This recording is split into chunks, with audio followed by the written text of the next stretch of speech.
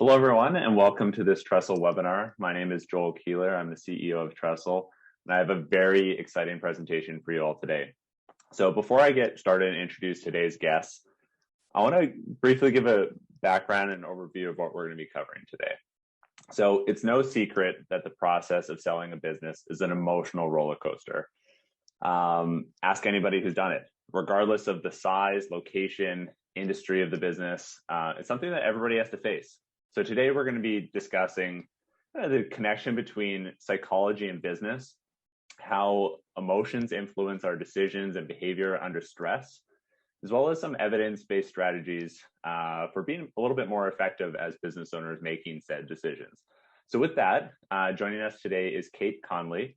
Kate is an organizational psychologist specializing in workplace well-being, leadership development, and culture transformation.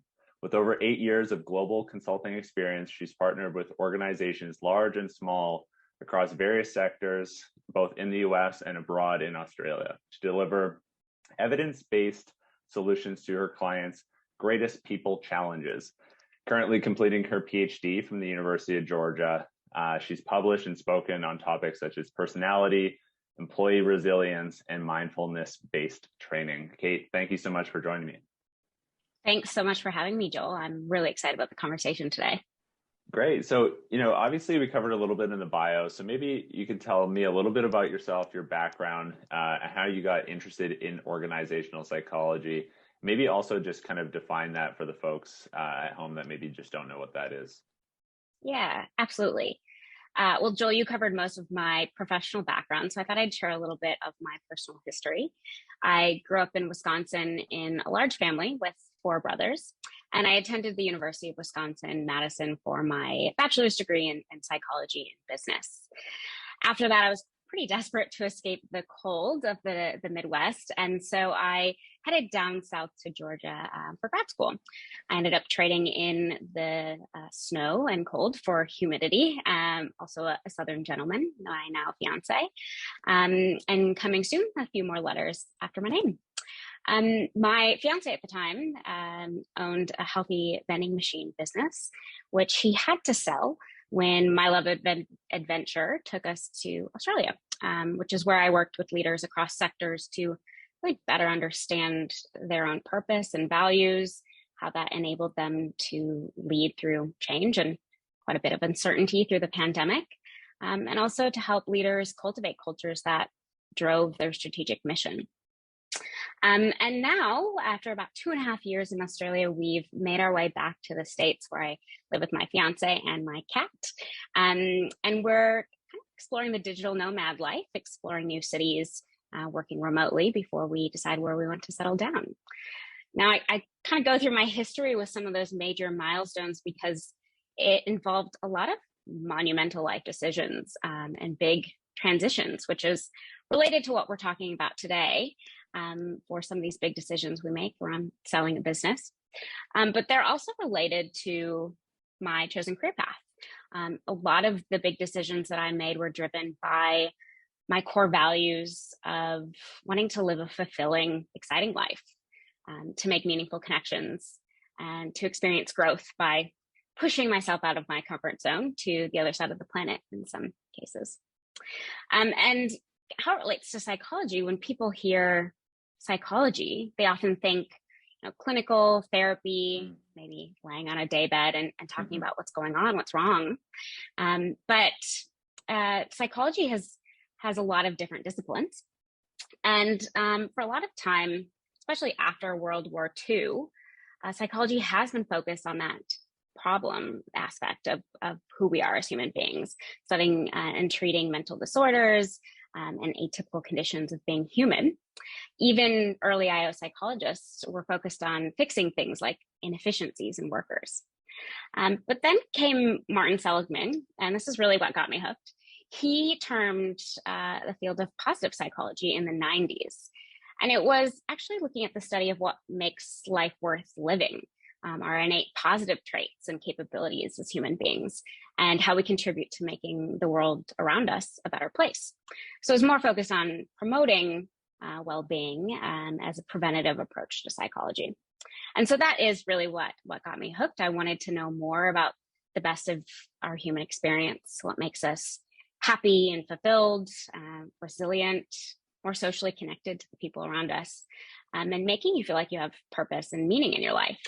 And considering the fact that as adults, we spend so much of our time working, organizational psychology was the perfect avenue to allow me to explore how work can be a source of happiness in our life, a source of fulfillment, challenge for growth, and certainly purpose and connection to other people.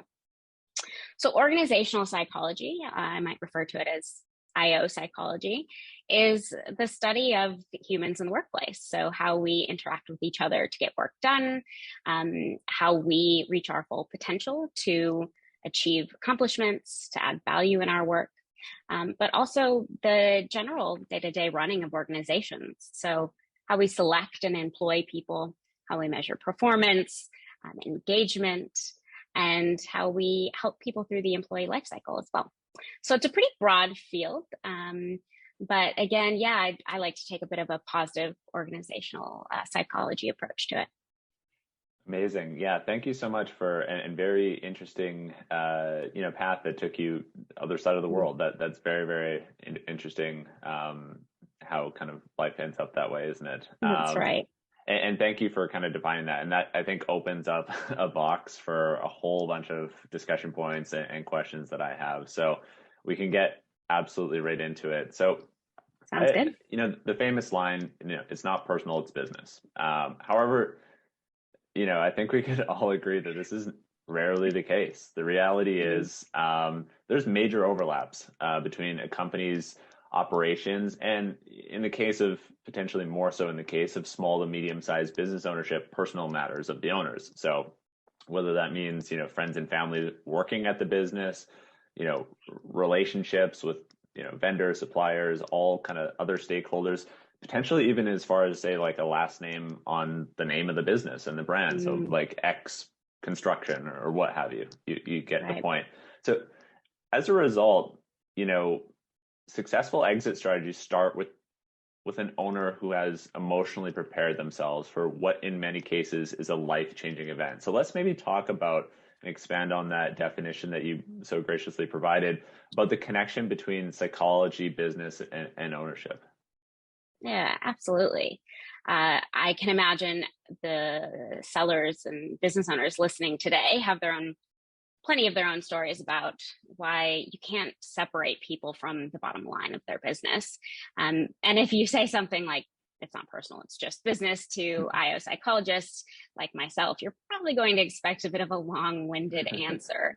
But I'll try to keep it straight to the point and kind of take my psychologist hat off for a second and think, well, what if it were that simple, right? Like if we could just shut off our humanity to run business with a purely logical approach, without the noise of emotions, of who we are as people, our personality, without personal connections getting in the way. This is what behavioral economists call as econs, right? People who would just be able to make purely logical judgments every time, to choose the most economically fruitful option every time, and then also to have that willpower to align behavior to a choice. I think Taylor and Sunstein in their latest edition of Nudge referred to econs, so these people who could just take a purely logical approach, as having processing power and data storage of a Google Cloud at the same time as having the willpower of Gandhi and the mental mathematical ability of Einstein. Right? So I don't know if you know anybody like that, but I don't. And we really, people aren't like that. So in comparison to econs, there are humans. And as humans, we know that there are things that get of these purely logical business choices and running businesses without the cloud of our judgments, our quick mental math at times. But there is a difference. And I just wanted to make this clear before we continue. There are people who recognize themselves as human beings and know that even with the most deliberate planning around a decision like this, even with the best of intentions, we're still going to be flawed in some of our judgments, and we're still affected by biases. We can call those people, and hopefully everyone today by the end of this conversation will be a sophisticate. So knowing that these things are going to get in the way and helping support ourselves to make the best decisions regardless. But they're also naive. Again, behavioral economic term here. So people who aren't as aware or maybe are overly confident in their ability to withstand impulses or emotions or biases. But at the end of the day, business is all about the human beings that make up the business, right? We wish it was that simple that we could all be econs and remove that bias, but I actually wish that, because what makes us human, what makes us unique individuals, is what actually makes our businesses differentiated and successful in today's economy. The truth is, we're all operating in a knowledge economy. Even if you have a business that has been a business since the beginning of time, like a bakery, you're still operating in a knowledge economy. Hopefully you're found on Google Maps. You likely still have a website, right?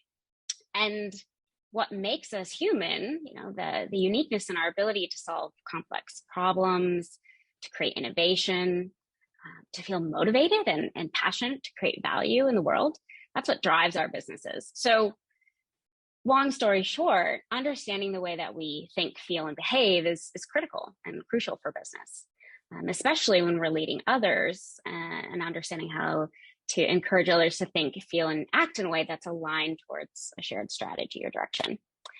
And ultimately, what's going to be helpful for today's conversation is starting with ourselves and our own psychology. I'd love to also hone in on the phrase that you used in terms of being emotionally prepared for going into this kind of situation, selling a business. And again, I take out that psychologist hat. When I hear the phrase being emotionally prepared, we often use this when we're trying to steel ourselves against intense, maybe negative emotions, typically, for situations like, I want to be emotionally prepared in case I'm rejected or in case I don't get the offer. I want to be emotionally prepared in case this doesn't go the way I think it might. And so we say this for a lot of what if situations or steeling ourselves against the worst case scenario. And it's a bit of a protective bias, how we view ourselves as successful and happy people. I think we've also heard the phrase, leave your emotions at the door. Well, that's much easier said than done. It's almost like telling our brain, don't push the red button. So research shows that when we try to suppress or avoid emotions, when we try to steal ourselves away from these emotions during a time like this, when we want to rely on logic, we're actually more likely to ruminate on those emotions longer. They tend to stick with us. They tend to come out at moments when we don't want them to. And that creates a bit of more of a chronic long-term consequence for both our mental and our physical health.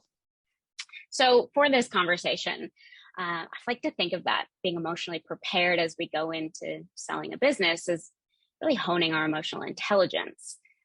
So if this conversation could be helpful in any way, it's knowing that, our emotions, our interpersonal connections with other people during this time, those are pieces of valuable information for us.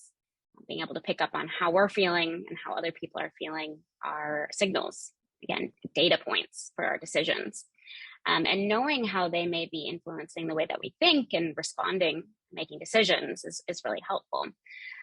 So I'll be bringing that in, some aspects of emotional intelligence, such as being able to regulate our emotions when we're feeling stressed, being able to tune into emotions, and then being able to use them as useful information. Amazing. Yeah, and you touched on a good point, which is the fact that humans are involved in every transaction. And all humans are messy, emotional beings. In my experience, and this is kind of a backpack or a tag along to the previous question, is that management of emotions play a crucial role, as we kind of established. So in addition to kind of what you covered before, let's maybe touch a little bit upon kind of like the science behind our behaviors, personality, and interpersonal connection. So like how that affects other people, be it in a transaction or just in general. Yeah, thinking about transactions, negotiations, there's a whole host of literature on negotiation settings, because it's a really interesting example of when we feel tension between our logic, our emotions, our judgments. And I think it's helpful to kind of break down some of the components at play. The two major ones are, first, well, the relationship that you have with the person that you're in a negotiation setting with. As human beings, we're innately primed to want to have people like us. It doesn't feel good when people don't like us. And that can take a lot of different forms, right? We might want to impress people. We might want to build a positive relationship. We might want to protect other people's feelings because we don't like the way that feels. We make someone feel bad, really simply. And for some of us, our personality is going to amplify this. So if you find that you're high in agreeableness, which is a facet of our personality that has to do with the degree that we naturally trust other people, how considerate and compassionate we are towards others, how sensitive we are to how others are feeling, that's likely going to add an extra weight to some of the decisions that you're making when you're having these transactional interactions. And so knowing that, you might actually over prepare on the other end. You might really want to focus on the expectations that you have coming into the negotiation. You're planning around your evaluation of your business, the analyses, what you're looking at in the market, all of that, right? Because you know you might lean towards the relational side in those conversations. But if we think about that expectation part, we're using our fancy frontal lobe quite a bit in preparation for these conversations. We may come in with expectations based on some price points. So we might have our lowest price that we feel comfortable taking. We are going to have a lot of data around the market valuation, right? And we're going to use these numbers as reference points. What can happen in these conversations is that we experience a state called cognitive distance. So this is when we're experiencing inconsistencies in our beliefs, or inconsistencies in what we think and how we act. So you might believe, right, that your business is worth a certain amount of money, but you might also believe that you're a fair, compassionate human being, that you're easily likable. And so when you get into a situation where you might end up having the offer that you wanted from your buyer, but they leave feeling upset, or you didn't feel good about that conversation, you might feel some tension because a lot of those beliefs are contradicting. So it's just being aware of that is really helpful. Again, there's a lot of research around negotiations. There's one study that I'd like to share. It's from a researcher named Michael Schraer and his colleagues out of Singapore. And it highlights the tension, right, between wanting to optimize this financial gain from the transaction and also maintain the relationship at play.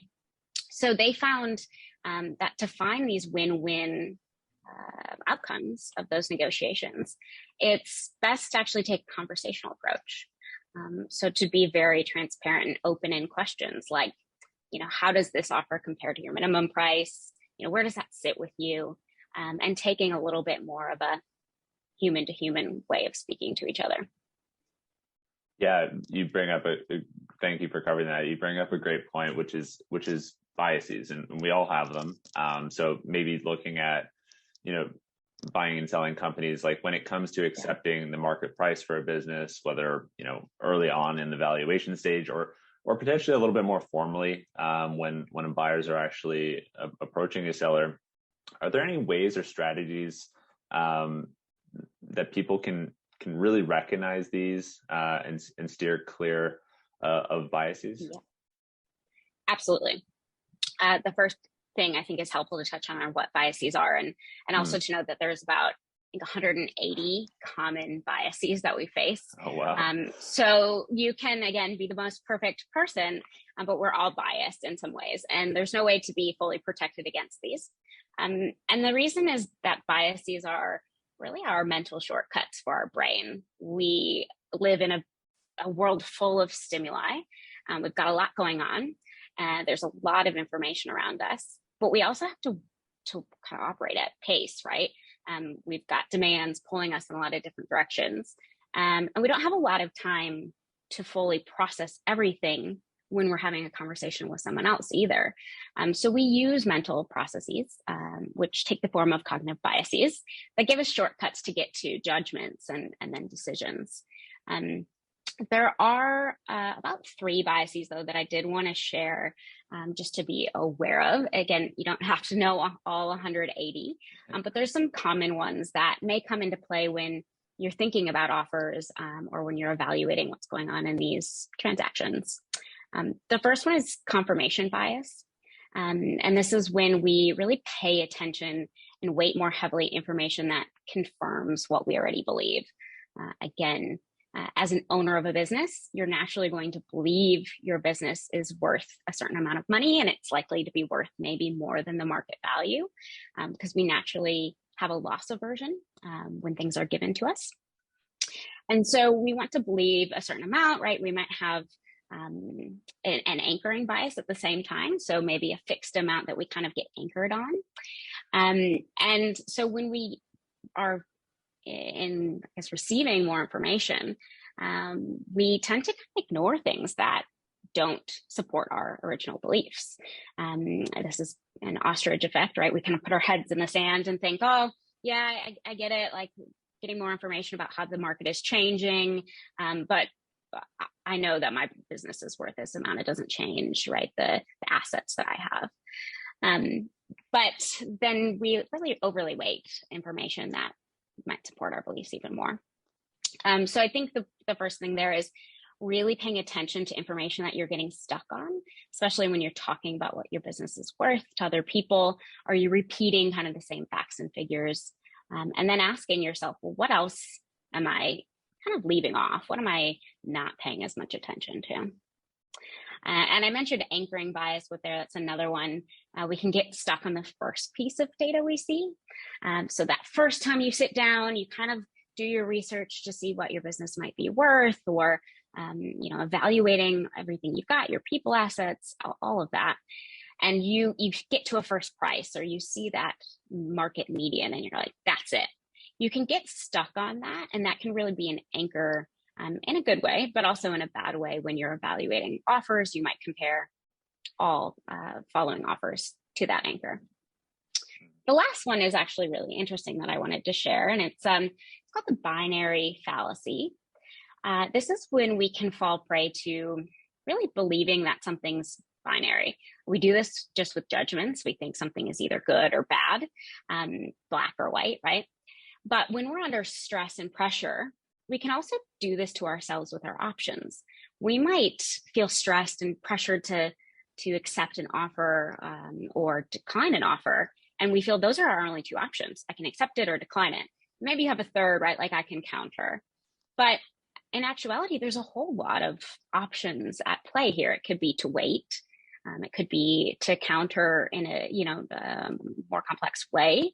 It could be to ask more questions and accept with conditions, right? So it's not just try to help yourself when you find yourself thinking, okay, well, I either have to take this or I have to take the other one that I received last month. There could be more to come, and not to fall prey to just thinking that there's only 2 options. So in helping ourselves have a bit of a shield against our biases, but also to work through them, is to tell ourselves to actually slow down. When we are feeling pressured or rushed, that's when we go to these mental shortcuts. So with a decision that's this important, the first thing you want to do is signal to your brain that, hey, it's okay. Let's slow down. It's okay to take a bit of a longer path to reaching this decision. I'm not actually in as much of a rush as my brain might think in the moment. The best way to slow ourselves down is to actually get in control of our breathing.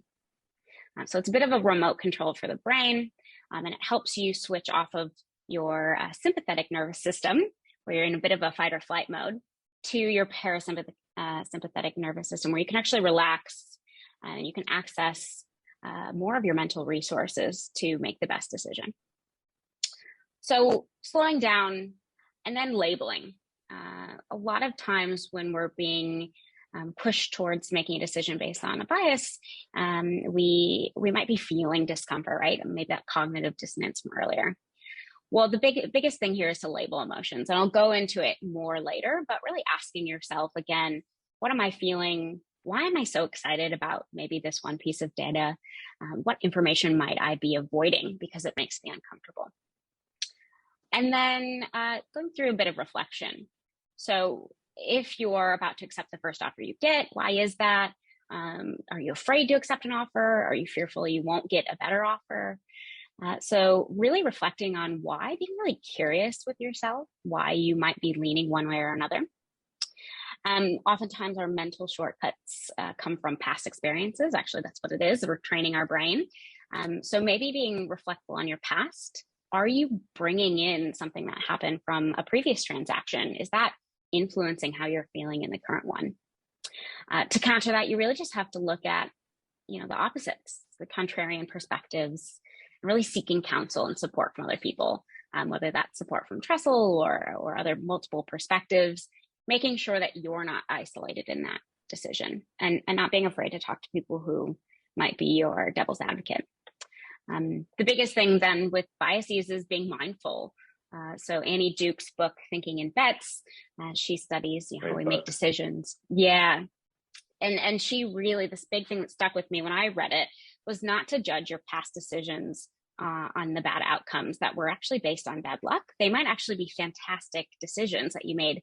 Just because you got a bad outcome doesn't mean to not take that approach again. So really starting fresh, making sure you're focused on the decision that you have at hand, and it's not being influenced by maybe a previous decision. Yeah, amazing. And just on the book note as well, as it's also true in the contrary. You can make poor decisions that turn out to be lucky and great outcomes. But for anybody who hasn't read that, definitely give that a read. So kind of on a similar topic, what about how to deal with preconceived expectations? People, we call it, like, I heard from a friend type thing. And perhaps it's around, disappointment around the pricing of the business, the time it takes to sell, a whole array of different topics. How should people deal with that kind of scenario? Expectations are pretty dangerous. And I think the simplest advice is really trying not to set expectations when you go into the whole process, but also those individual transactions. So definitely have your planning set, have your price points, all of that, but go through if-then scenarios. So you're not stuck on maybe even subconsciously thinking, oh, it's probably going to go this way. Play out, well, what if it goes that way? Okay, what am I going to do then? How might I think? How might I feel? Almost role play yourself through it so you can prepare in advance, rather than coming in with set expectations.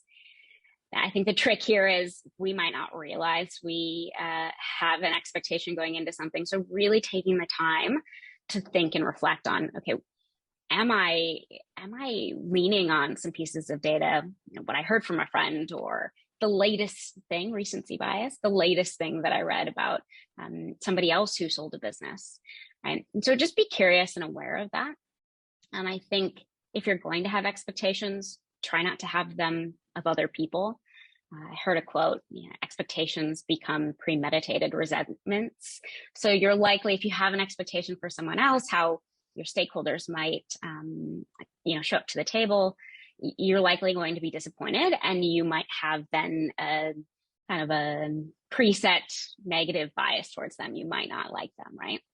So the key here, and I actually take this a bit from performance psychology with athletes, I would actually put yourself into the mind of an athlete for this entire process of selling your business, because it could go fast, but it likely is going to be a bit more of a marathon, almost like training for the Olympics, right? You're going to have some ups and downs. You mentioned roller coaster.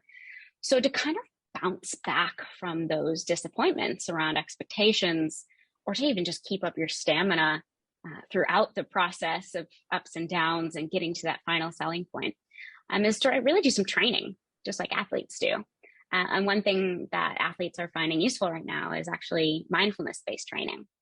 And this is just flexing your mental muscle of being able to flex your focus, almost like a spotlight, go broad at times to think of your end goal with selling the business, long-term goals at hand, but then also to be able to narrow that focus purposefully and intentionally back to the current moment, and to try to do that without judgment, without thinking, well, it's just like me to be super upset that what I had planned didn't go the way I wanted to, right? And you kind of get stuck in that. You might feel shame or guilt or annoyance with yourself. But it's trying to actually remove that judgment of maybe a disappointment and say, okay, this didn't go to plan. I'm going to think about it really objectively. What can I do now? And what athletes do really well is actually bounce back from the previous play, or maybe the last hole that they played, to say, okay, I'm going to start fresh. I'm not going to ruminate on the bogey that I got on the last hole. I'm going to start fresh and do what I can do best right here in the present moment. So I think my advice there would be to put yourself into the mind of an athlete. There's some great books as well on that kind of performance mindset with this, and know that it is going to be more of a long-term process, and not to get too stuck on those disappointing times. Yeah, absolutely. Yeah, thank you for that. Very, very interesting, insightful. So bear with me, because my next question is just one that we've experienced, and it's probably a little bit long. Sure. But it does talk a little bit about kind of what we've already touched on in terms of, people wanting to be liked, or not wanting to disappoint people. So basically, when visiting with our clients, we'll often hear them say that the final value or price, if you will, offered was not the ultimate decision driver. In many cases, our process will yield several buyers, and they'll get a chance to, them being the seller, get a chance to meet each one. And as they spend time with them, more often than not, the price being presented is topped, obviously to a degree, by such thing as, I want to do this deal with X person because I trust them, or I prefer buyer A over buyer B because they'll maintain our company's legacy, and I feel it in my gut, or I think buyer Y will take better care of my employees than any of the others, or what have you. And you can kind of see where I'm going here. So outside of the obvious mechanics of being paid, obviously that's very crucial in selling a business. Why do you think trust and common interest play such a big driver in these transactions? It's a really great question. It's probably sick of me saying it, but it's actually more biases at play here, because our brain still has to make a decision. And if, let's say, price points are around the same, people's offers are really comparable, okay, then we have to go to other information to make the decision. And these other biases, relational biases, are going to come up no matter what, right? So it's being aware of them, and actually think they're kind of good, so they can add some value to making these decisions. But you have to be curious, and you really have to dig beneath the surface to know when you're going through them. Really what's happening here, if you're meeting buyers, you're getting to know them, you're spending time with them, you may form to just like them because of familiarity. You might find that you might like one buyer over the other because that buyer has just been, calling you more often, getting in touch. And that could be a sign of reliability, which is actually part of the trust equation, right? So that's great. But it could also just be the fact that you're more familiar with them because you've had more touch points. Research since the 60s, and Zeance has done this, is, we like what we're familiar with and what we've had previous exposure to. It's a mere exposure effect. And that's why commercials play over and over and over again. And we get to a point where we actually like them because we're familiar with the jingle. So you might just be exposed and start to like people. You might also notice a bit of similarity bias. So this is maybe that common thinking. We notice that somebody's from the same state that I am. We went to the same university. Maybe they mentioned something about their leadership philosophy that's very similar to yours. And so you think, oh, well, I'm like this person. And if I took care of my business, I loved my business, then they will too. And that, again, could be founded in things that are very substantial and added value to that transaction. But you just have to ask yourself, is that true? Or am I making assumptions based on, again, these shortcuts that my brain is trying to make? You can also notice halo effect, right? So again, somebody could say one thing about their leadership, how they make people decisions, and you could assume, well, they probably are also a great business leader as well. They make great business decisions. So taking a positive attribute and assuming that applies to every attribute you're evaluating in this potential new buyer. And I think it's helpful to know a little bit about trust, and particularly it's built through, as I mentioned, reliability, credibility, also intimacy. So that's not just romantic intimacy. That's just, again, liking someone, spending time with them. But then largely it's about having mutual interests over self-interest. So you can use those to evaluate, am I actually trusting this person more than another buyer? And that's why I'm leaning towards them. Or is it, again, that I just kind of like them, or we're spending a lot of time getting to know them and finding commonalities. But like I said, these biases aren't necessarily bad if you can really test the assumptions that you're making and see that they're founded in something that's true. And if that's the case, then it really adds value to your decision. So what I would say is to actually kind of consider what's really important to you outside of just the financial price even before you start courting potential buyers. So when you're running those pre-sale analyses, when you're factoring everything into the final decision, think about how important it is for you to have an owner who's aligned with you, who has your employees' best interests in mind. How much money would you trade for that? What is that worth to you? How important is it to you that the new owner preserves your legacy or not? And think about some of those, because you don't want them to, I guess, surprise you or hit you later when you're actually making that decision, and it can bias you to accept an offer that isn't actually what you want. Yeah, absolutely. Thank you for that. So we touched a little bit about, and kind of the scope of this conversation too is about the kind of the roller coaster, the ups and downs. So there's a famous Mike Tyson quote, everybody has a plan until they get punched in the face. And I say this tongue in cheek, but it's quite common to experience a few hiccups along the way when selling business. Personally, I've never heard of a deal going completely smoothly. How can sellers become resilient with frustrations or curveballs that they likely will experience in the deal making process? Yeah, it's a great question, and resilience has been coming up a lot over the last couple of years. So when people ask me how they can become more resilient, I think there's two parts to this.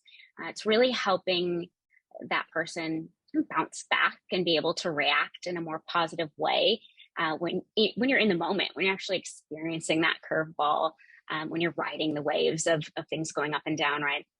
But then it's also, second part is actually proactively building up what we call protective factors in the resilience literature. So you can actually equip yourself so that when you face these setbacks, you might not be as affected by them. You might not have to bounce back as far, or they really help you almost like a parachute in that way, or as like a trampoline to be able to bounce back faster from them.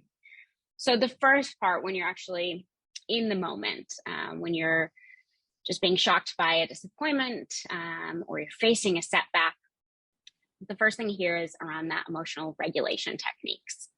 So what you want to do, and breathing is always very helpful, but labeling how you're feeling. So why are you feeling fear? What kind of negative discomfort emotions are you feeling? So is it fear? Is it frustration? Is it anger? Is it disappointment? So you're basically going deeper than just, this feels sucky. And researchers have done a lot of kind of work into this to study, that value of effective labeling. And it finds that people are able to kind of work past negative emotions faster than if you kind of just naturally go, yeah, this feels bad. Resetting with breath, again, that's your brain remote control. And then I think the key thing here is reframing your stressor. So it's easy to get caught up in the like downward spiral of negative emotions. So negative emotions have a narrowing effect on our brain. We have limited cognitive resources in our brain. So when we're feeling something bad, our energy is going from our frontal lobe, right, the planning and logical aspect of our brains, and it's sending resources to that fight, flight, or freeze mode. And so what we want to do is we want to think about the stressors that we're facing as more of a challenge, as more of a positive thing, trying to enact some good feelings around what's happening, more so than the bad, because when we get stuck into the negative emotions, it leads to then that rumination, and it's harder to bounce back out of them. So there's some research on how we think about the stressors, if we think of them as, again, a positive challenge versus a hindrance. So when you're selling your business, let's say you get really close to the end of a deal and it falls through. You're just going through all of the process emotions of, well, what if, like, if only I had done that, if I could be done right now, I could be doing these other things. You may be feeling a lot of negative emotions. And what you want to do is reframe, right?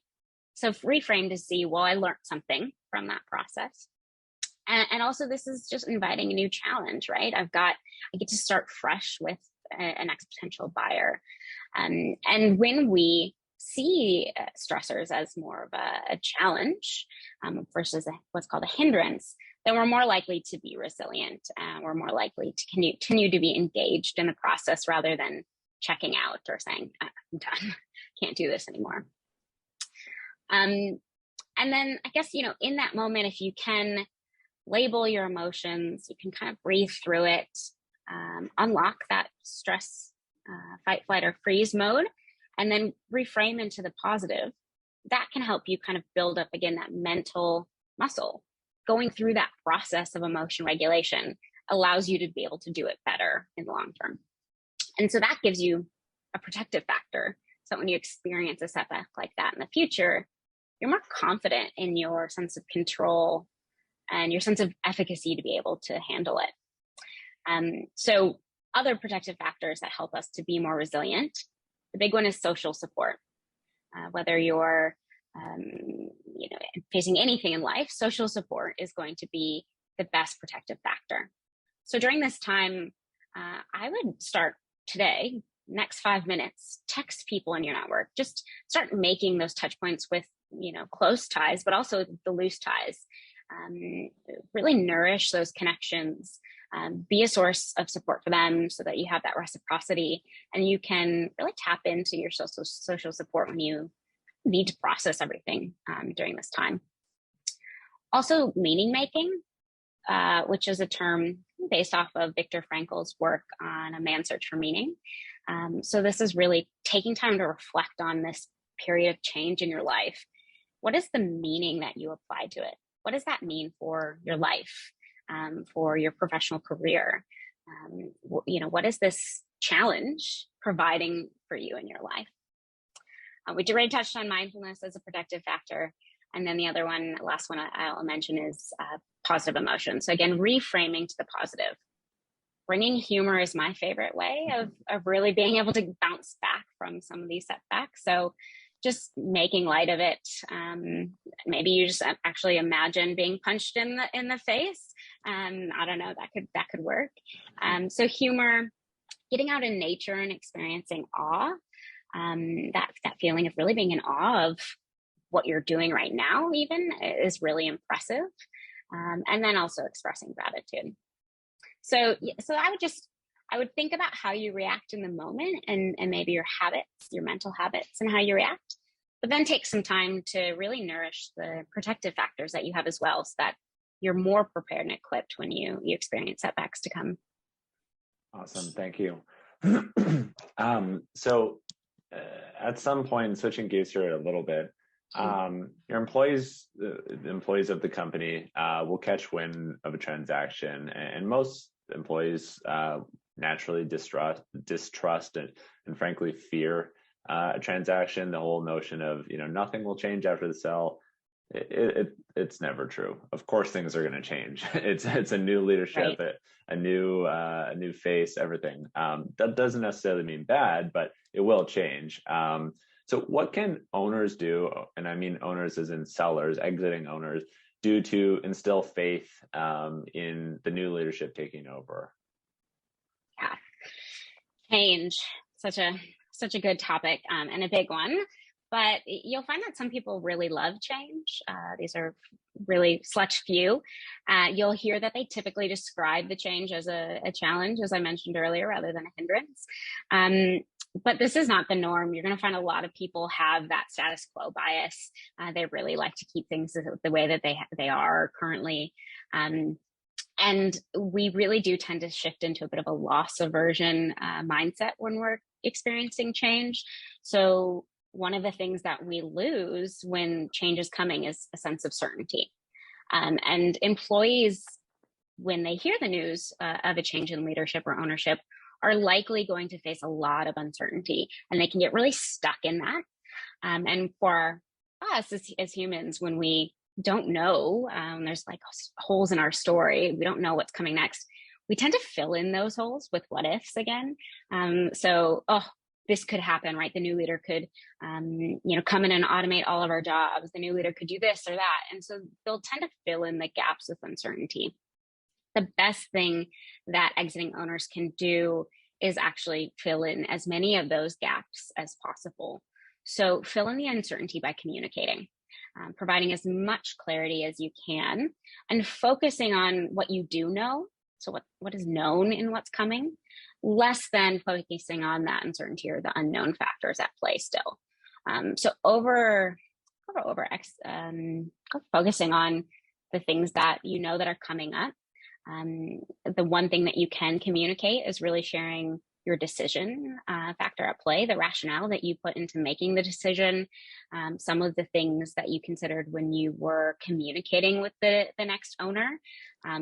That's why actually those liking biases, it's important that you were really wading through those when you were making that decision, because you can bring that up when communicating to your employees. Like, I really liked to see alignment here, but I really wanted to see the new owner bring fresh ideas in these ways. So don't ignore that the change is happening.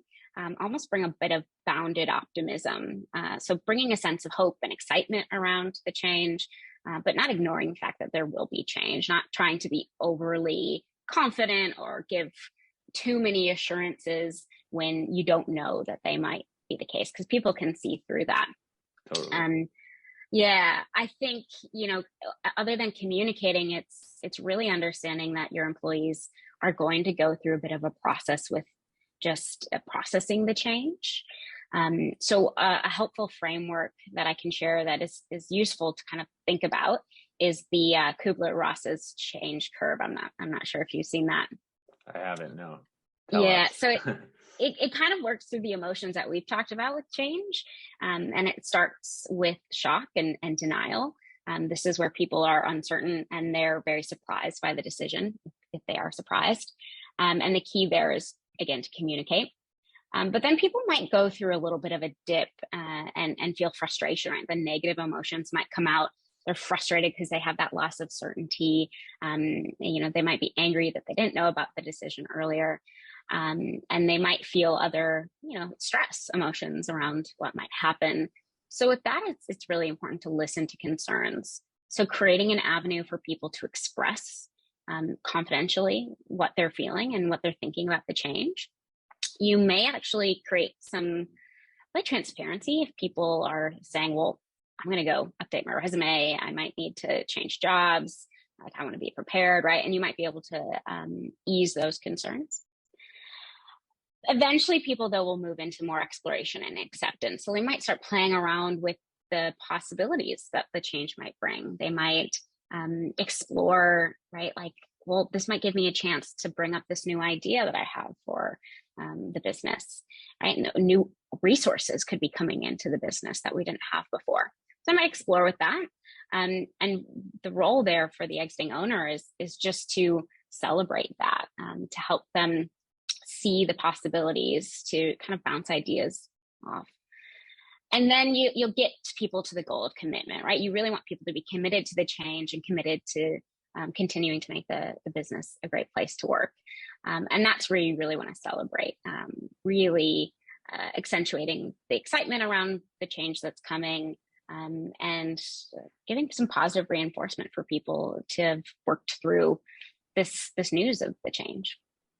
Yeah, absolutely. And kind of sticking on that operational side, there's a lot of pride associated with building a business, and especially with founders, people looking to exit. However, when a buyer takes over, I mean, reality can hit, and frankly, they can do with it, what they wish, which can be sometimes a hard pill to swallow for some sellers. So what things can sellers do to make it a little bit easier to kind of close that chapter and move on, and allow the new buyer to begin implementing their own twist on company culture and strategy with their new team?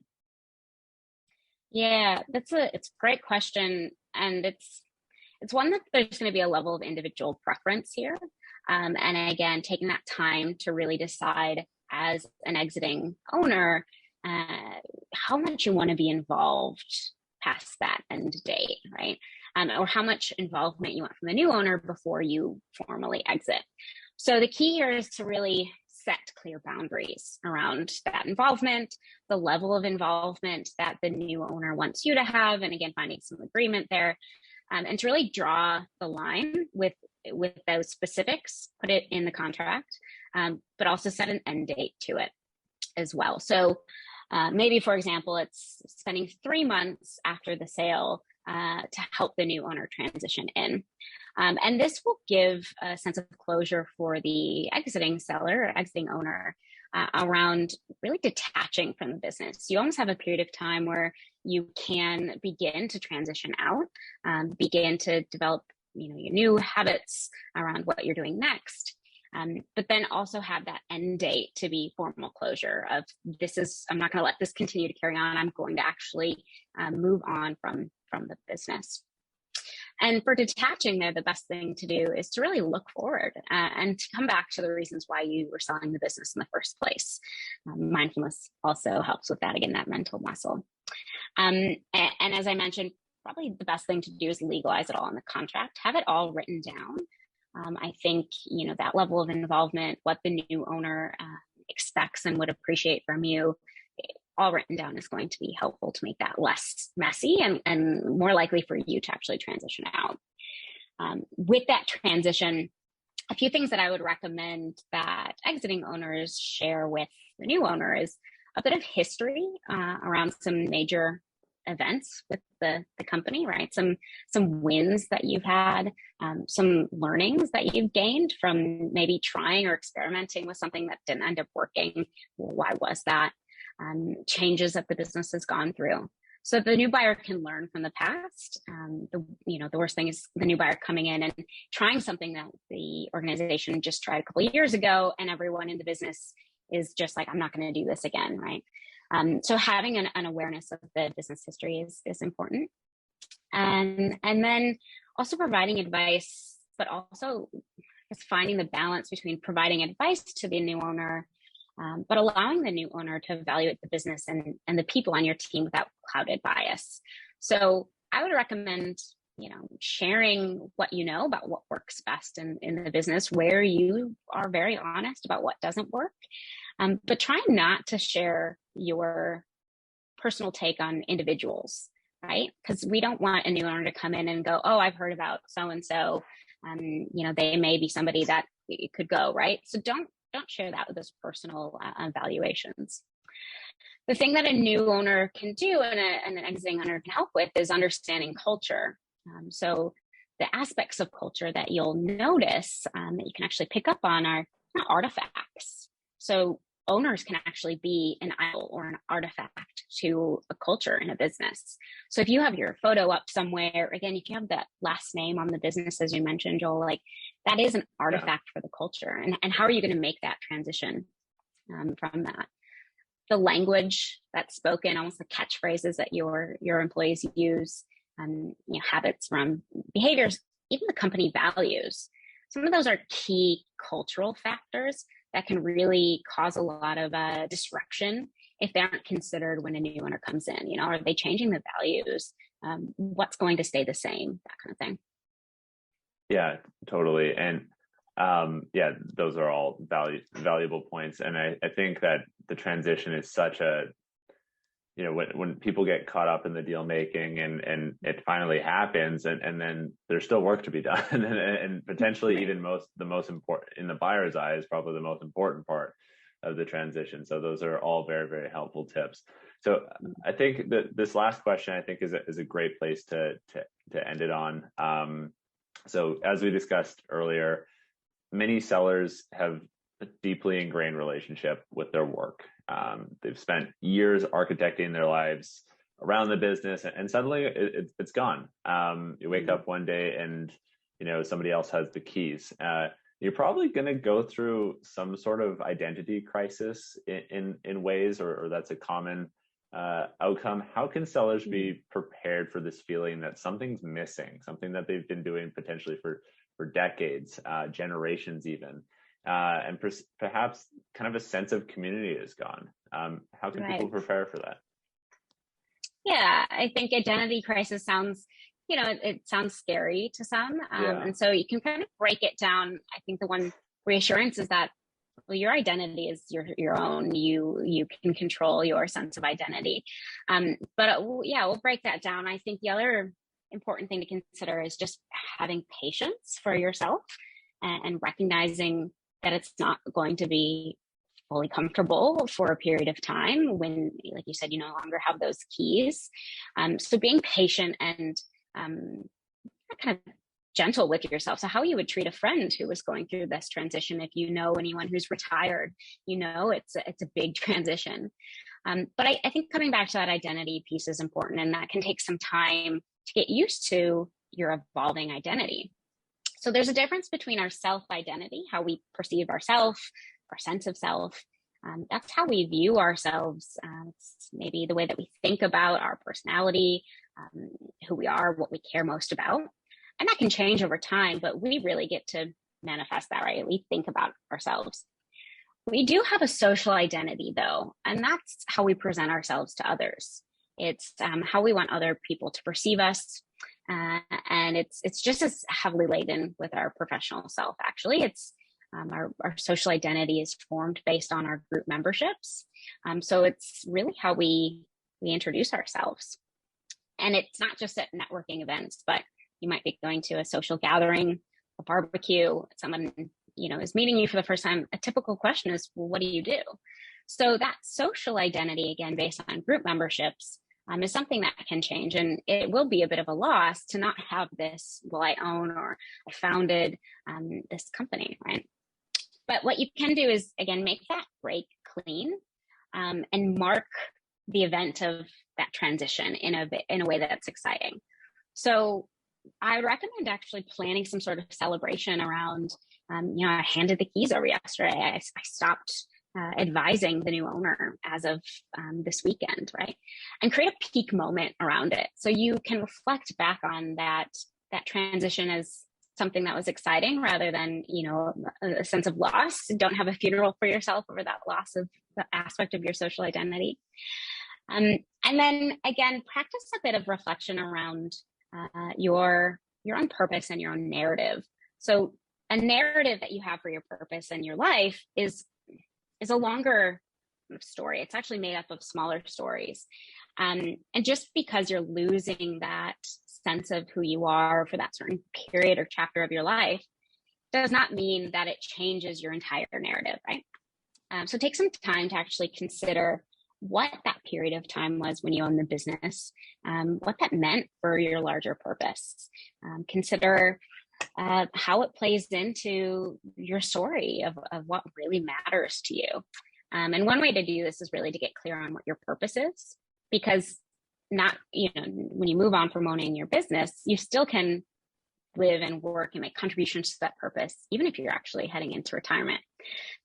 So thinking about what you really value most, what gets you out of bed in the morning, how you want people to remember you, what you want your legacy to be, how you want your employees to be talking about you after you've gone, even, what you want to be telling your grandchildren about your life at the end of your life, right? So thinking about that and putting that into place, and valuing that is really important at this time.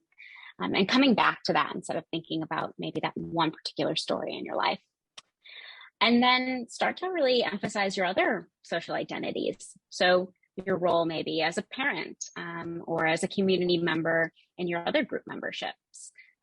Volunteering, maybe it's a new role that you're stepping into, a new company, really leaning on those identities.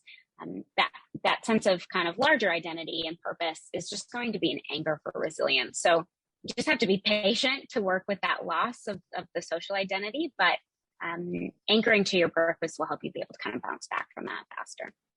Well, I think, and thank you for that. And I think that's a beautiful way to wrap it up. And thank you for that answer. I think this has been an awesome discussion. Kate, I'd like to conclude by seeing if there's any questions that I neglected to ask, or any messages that you'd like to leave with people as we sign off. No, I think that was really thorough. I loved all the questions that you had, and you have some great insights into the owners and your users of your platform. I think just knowing that you might feel a bit of exhaustion at the end of the process, you might find that some people, a floodgates opened if you've been trying to kind of hold back some of those intense emotions as you go along. So really taking the time to work with yourself, to recognize what you might be feeling through the process, and to lean towards those positive emotions as much as possible. I think what you're doing is extremely impressive. You might be in a situation where you weren't ready to sell your business yet, but it's still, there's still a lot of pride associated with the fact that you owned a business. Maybe you started it, you founded it. That's really, really impressive. So take some time to be proud of yourself, to reflect on some of the things that you're really grateful for as well. So the people that you've met along the way, the things that are still going to be in your life, right? The people that you have around you. Maybe you're grateful for the opportunity that you're stepping into for your next thing. Finding that chance to laugh, whatever it is, but I'd err towards those positive emotions and use this time to really sit in that, to sit in the excitement around what's to come, the gratitude of what you've had, the opportunities that you've had, and be proud of yourself. This is a really exciting time in your life. Great, thank you. And where can people find you online? Yeah, absolutely. LinkedIn is a great way to reach me. I'm happy to connect with everyone, and you're welcome to connect with me over a message if you'd like to chat further. I'm happy to help with coaching around this transition, or if there's anything that you are looking to bring in, resources that you'd place towards really helping your people through this time. I can help at least direct you towards resources for engagement, maybe looking at the culture, or anything else, just to help sure your employees have a smooth transition. But yeah, everyone can find me on LinkedIn. I'm happy to connect further from there. Awesome. We'll link that in the show notes below as well. This has been a ton of fun. I appreciate you carving out the time to speak with me today and shed some light on an important topic that every seller, like we said at the beginning of the show, regardless of business dynamics, absolutely will experience. So thank you so much. I can't thank you enough for all the tips and tricks. Yeah, of course. It was awesome. Thanks so much, Joel. Yes, thanks. And lastly, thank you for those tuning in to today's webinar. If you're looking for more information around buying, selling private companies, check out our tools, resources, and blog at Tresle.com. And further, if you guys have any other suggestions for future topics, guests, drop us a line at hello@Tresle.com. Thank you so much, everyone.